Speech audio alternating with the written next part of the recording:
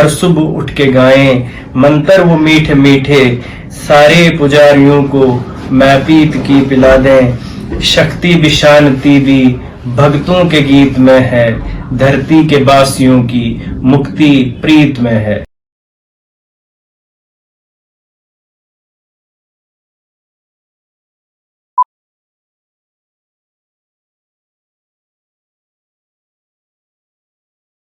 जी आदाब सर जी। सर ऐसा है कि मेरा मानना तो यह है कि कभी भी किसी धर्म के खिलाफ तो सबसे पहले बोलने का कोई हक नहीं है, चाहे वो कैसा है, ठीक है, खराब है, अच्छा बुरा जो भी है, हमें कभी किसी के खिलाफ बात करनी ही नहीं चाहिए। हमें हिंदू मुस्लिम सिख ईसाई जो मर्जी कोई करे, हमें क्यों किसी के किसी के मजहब को छेड़ना क्यों है। हमें अपनी जिंदगी अपने तरीके से व्यतीत करनी है। हर आदमी को एक दूसरे की सपोर्ट में रहना चाहिए, हर आदमी को एक दूसरे धर्म की इज्जत करनी चाहिए, ना कि हमें कभी किसी बंदे को ऐसे परेशान करना। किसी ने चाहे जो भी था जो भी है, जैसे भी ये लोग हैं, इनको क्या गरज पड़ी किसी के मजहब के साथ छेड़छाड़ करने की।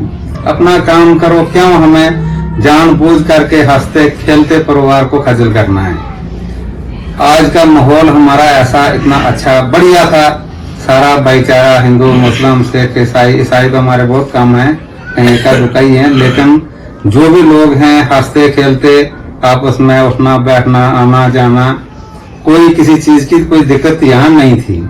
ऐसे अचानक में बिला वजह से कोई ऐसी बात छेड़ दी जिससे बात का बतंगड़ बना दिया, सब लोगों को आपस में लड़ाई झगड़ा करवा दिया।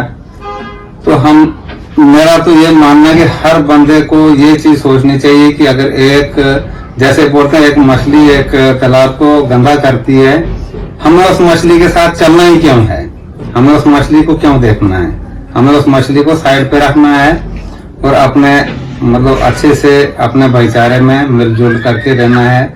और कभी भी मैं नहीं चाहूंगा कि कभी भी कोई बंदा एक दूसरे के खिलाफ उंगली उठाए या हंसते खेलते माहौल को खराब करे।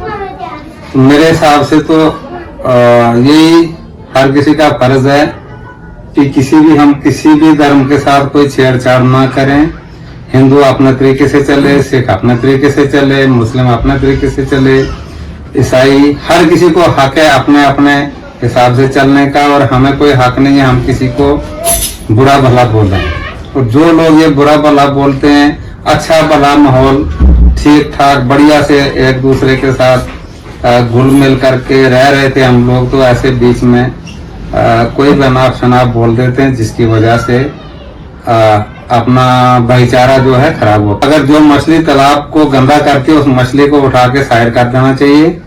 तो ये तो गवर्नमेंट का काम है। जो भी ऐसे लोग जानबूझ करके अगर हंसते खेलते भाईचारे को खराब करना चाहते हैं, उनके ऊपर सख्त से सख्त कार्रवाई होनी चाहिए, ताकि कोई भी कौम कोई भी बंदा कभी किसी के खिलाफ कोई बात ना करे। हर बंदे को मेरे हिसाब से तो इतना हक है कि वो अपने धर्म के पीछे चले, अपने धर्म को देखे, उसको बचाए, उसके ऊपर मेहनत करे, वो लोगों को सिखाए समझाए और किसी दूसरे को कभी किसी दूसरे पे उंगली ना उठाए। शुक्रिया। रमेश भाई, आप इस पे क्या अपने विचार रखेंगे? सबसे पहले तो देखने और सुनने वालों के लिए एक छोटा सा मेरा निवेदन है कि आजकल को जो सिनेरियो हम लोग देख रहे हैं वो ये है कि भाई कुछ हम में से ऐसे लोग एक दूसरे के साथ कनेक्ट हो रहे हैं कि जो हमेशा चाहते हैं कि समाज में एक भाई को दूसरे भाई से किस तरह से जुदा किया जाए। उनका मोडस ऑपरेंडी जो है वो यही है।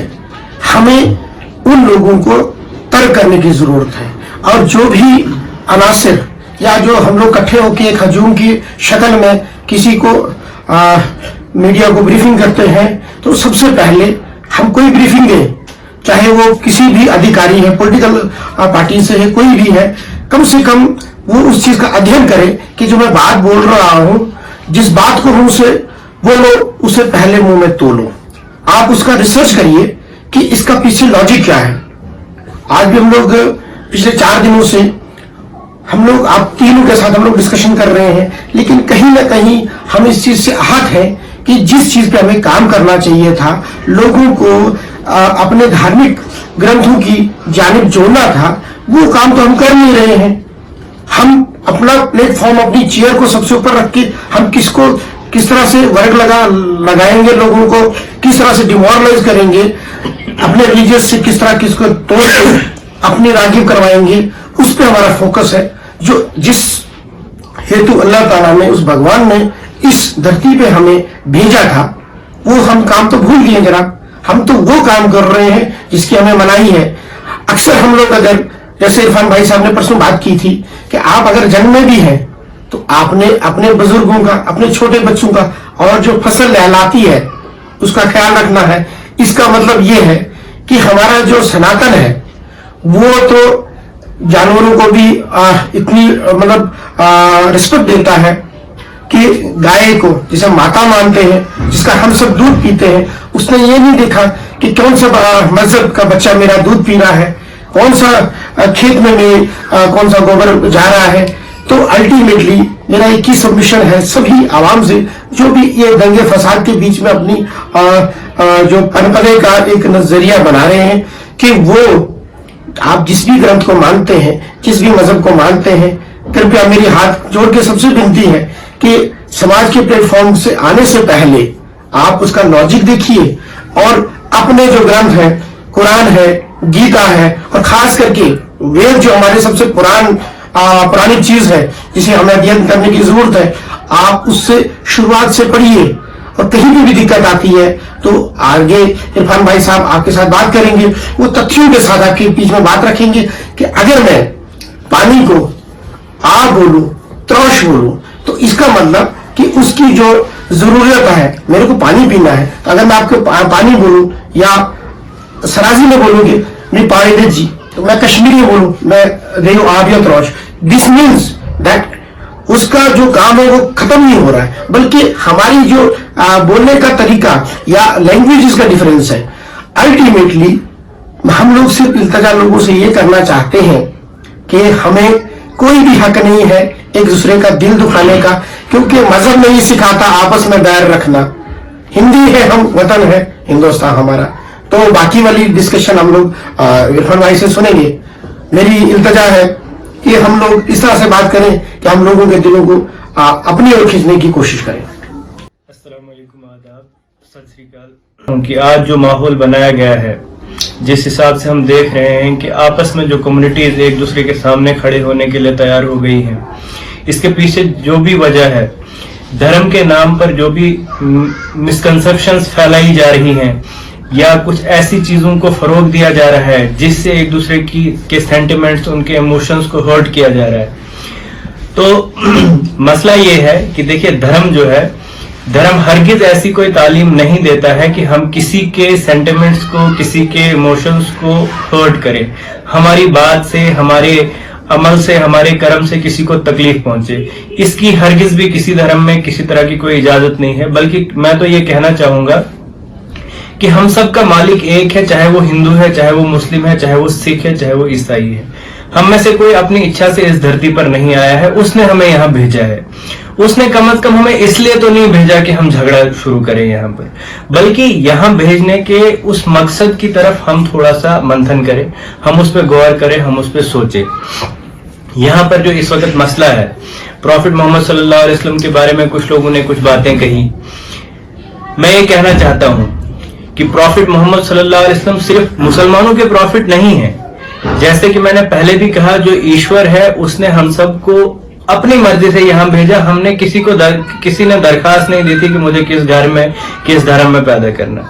उसने हमें यहाँ भेजा और उसके बाद यहाँ पर हम जीवन कैसे गुजारें, उसके लिए जो संदेश था उसने भेजे, दुनिया के हर भूभाग में भेजे। पवित्र कुरान कहता है कि वलिकुल्लि उम्मतिन रसूल, हमने हर उम्मत में, हर कौम में अपना एक ईशदूत भेजा, अपना एक पैगंबर भेजा। उसने वहां की भाषा में उनको मैसेज दिया।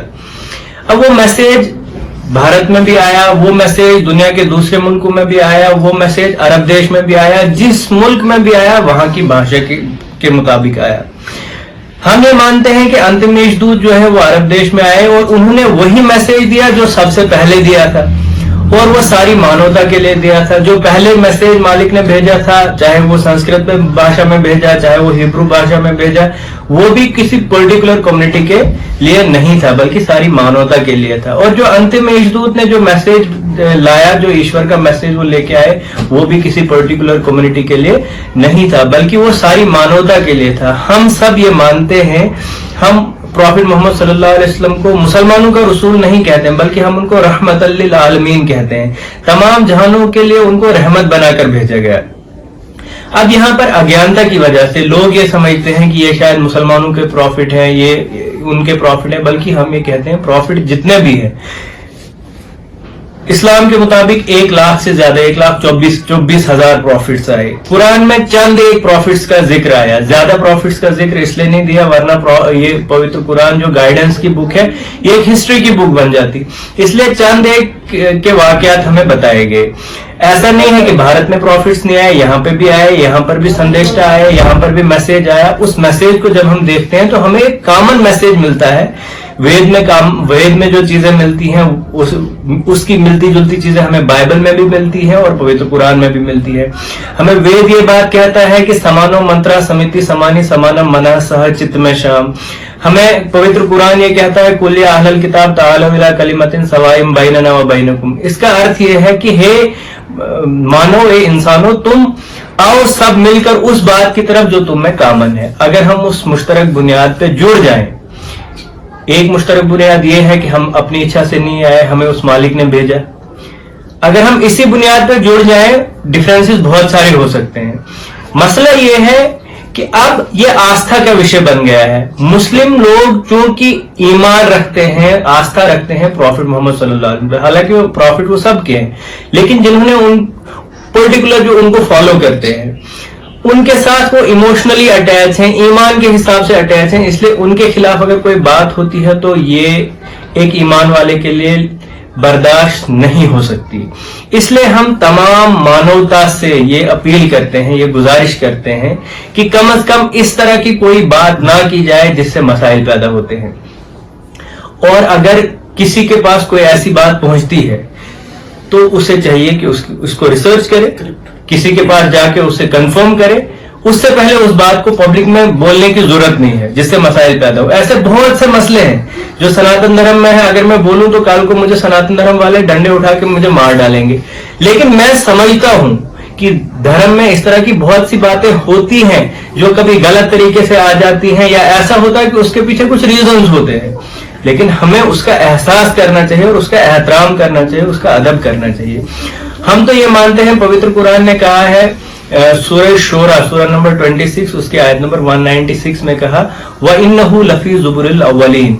इस पवित्र कुरान में जो मैसेज है और जो प्रॉफिट मोहम्मद सल्लल्लाहु अलैहि वसल्लम का मैसेज है, ये सिर्फ इस कुरान में ही नहीं है बल्कि आदि ग्रंथों में भी है।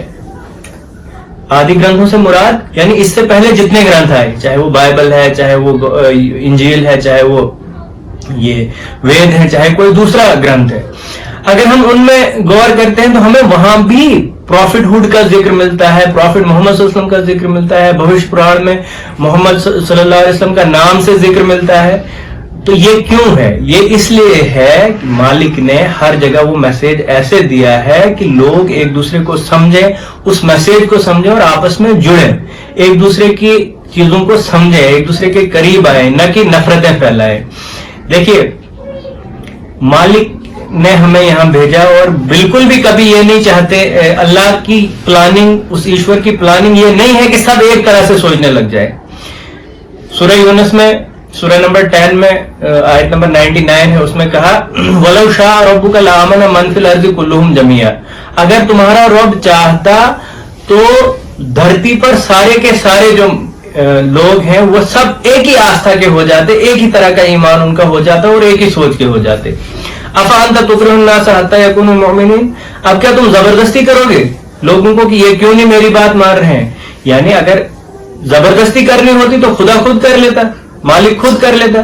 तो ये जबरदस्ती का विषय यहां नहीं है, बल्कि हर एक को अपनी बात मोहब्बत के साथ दुनिया के सामने रखने का हक है। अगर आपको ये लगता है कि किसी के यहां कोई गलत चीज है तो उस पर इस तरह से बयान नहीं करना है कि उससे फसाद फैले, बल्कि हर तरह के स्कॉलर्स दुनिया में मौजूद हैं, उनके पास जाके उन चीजों को समझने की कोशिश करें। आपको लगता है कि इसमें कोई गलती है तो उसको भी एक अच्छे तरीके के साथ सामने लाएं, ताकि लोग उस पर गौर फिक्र कर सकें, और अगर हमें समझ में नहीं आई तो वो हमें समझा सके। तो यही विनती है हमारी कि कोई भी बात कहने से पहले उसको अच्छे से सोच लिया करें। और हम एडमिनिस्ट्रेशन से ये अपील करते हैं कि इस तरह के लोग, जब भी कोई इस तरह की बात होती है कहीं, तो आप फौरन उस पर एक्शन लें, ताकि लोगों का गमो गुस्सा, लोगों को बाहर निकलने की जरूरत ना पड़े, जिससे माहौल में फर्क पड़ता है। और हम बाकी तमाम लोगों से भी अपील करते हैं कि अगर कोई इस तरह की हरकत करता है तो हमें सबको मिलके, हिंदू मुस्लिम सिख ईसाई सबको मिलके एक ऐसा सोशल प्लेटफॉर्म बनाना चाहिए कि मिलके हम जाएं एडमिनिस्ट्रेशन के पास और एक कंप्लेंट दर्ज करें और उनको वहां पर बुलवाएं और उनकी काउंसलिंग हो, उनको सीधा रास्ता दिखाया जाए और उनको इस बात पर कन्विंस किया जाए कि आप रिसर्च करो, आप पढ़ो, अदरवाइज अगर आपने फितना फैलाना है तो फिर ये गवर्नमेंट की जिम्मेदारी है कि उनको अरेस्ट किया जाए। तो यही हमारी विनती है। हम बहुत ही अदब के साथ सारे लोगों को फिर से रिक्वेस्ट करते हैं कि आइंदा से इस तरह की कोई हरकत नहीं होनी चाहिए। प्रॉफिट मोहम्मद सल्लल्लाहु अलैहि वसल्लम सिर्फ हमारे प्रॉफिट नहीं, बल्कि ये सारी मानवता के प्रॉफिट है। उन्होंने जो संदेश दिया, मैं सबसे गुजारिश करता हूं कि आप उस संदेश को देखिए, जानिए। इसलिए नहीं जाने कि हम ये कह रहे हैं कि बस आप प्रॉफिट मोहम्मद सल्लल्लाहु अलैहि वसल्लम की जिंदगी को पढ़िए और मुसलमान हो जाइए, बात ऐसी नहीं है। लेकिन आप देखिए, जानिए उन्होंने मैसेज क्या दिया है। अगर वो मैसेज मानवता के खिलाफ है तो हम बैठ के बात कर सकते हैं, मानवता के खिलाफ किस जगह है उस पर हम डिस्कशन कर सकते हैं। लेकिन ऐसा नहीं होना चाहिए कि हम एक दूसरे पे कीचड़ उछालें। आज प्रॉफिट मोहम्मद सल्लल्लाहु अलैहि वसल्लम के खिलाफ किसी ने बात की, कल यहां से कोई उठ के सनातन धर्म के खिलाफ बात करेगा, कल को वहां से फिर एक ग्रुप उठ के इस्लाम के खिलाफ बात करेगा। इससे क्या होगा, एक फसाद शुरू हो जाएगा, एक दूसरे को नुकसान पहुंचाने वाली बात हो जाएगी। तो ये बिल्कुल भी कोई तरीका नहीं है। और ये लोग जो भी करते हैं, ऐसा करने वाले जितने भी लोग हैं, मैं दिल से भी ये मानता हूं और ये यकीन के साथ कहता हूं कि उनका धर्म से कोई लेना देना नहीं है। वो धर्म को नहीं जानने वाले लोग हैं, वो धर्म के नाम पे अधर्म फैला रहे हैं। और मेरी उनसे भी ये विनती है कि कृपया करें, आप ग्रंथों की ओर आए, ग्रंथों को देखें, उनको पढ़ें और जो गाइड मालिक ने भेजे हैं, जो ऋषि मुनि, जो प्रॉफिट्स आए हैं, उनकी जीवनी को भी देखें और देखें कि सही रास्ता कौन सा है, जिससे हमारी दुनिया भी सफल हो सके और हम जब इस दुनिया से चले जाएं तब भी हमारा नाम यहाँ पर भी और जहां हमने जाना है वहां पर भी हम कामयाब हो सकें। तो यही हमारा मैसेज है। मैं कुलियात इकबाल के इन अशार से अपनी बात को खत्म करना चाहूंगा। आ गैरियत के पर्दे एक बार फिर उठा दें, बिछड़ों को फिर मिला दें, नक्शे दुई मिटा दें, सूनी पड़ी हुई है मुद्दत से दिल की बस्ती, आ एक नया शिवाला इस देश में बना दें। दुनिया के तीर्थों से ऊंचा हो अपना तीर्थ, दामान आसमां से इसका कलश मिला दें। हर सुबह उठ के गाएं मंतर वो मीठे मीठे, सारे पुजारियों को मैं पीत की पिला दें। शक्ति भी शांति भी भक्तों के गीत में है, धरती के बासियों की मुक्ति प्रीत में है। तो यही प्रेम का संदेश हम सारी मानवता को देना चाहते हैं कि अगर हम वाकई इस धरती पर अमन और शांति चाहते हैं तो प्रेम के सिवा हमारे पास कोई दूसरा हथियार और कोई रास्ता नहीं है। बहुत बहुत शुक्रिया।